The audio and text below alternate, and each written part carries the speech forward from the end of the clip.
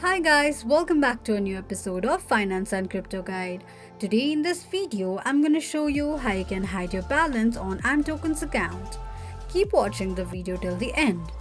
To hide your balance on ImToken account, firstly go ahead and launch open your ImToken application. The home page of ImToken will appear on the screen. Click on My Profile option at the bottom right corner of the page. On the next page, tap on Settings.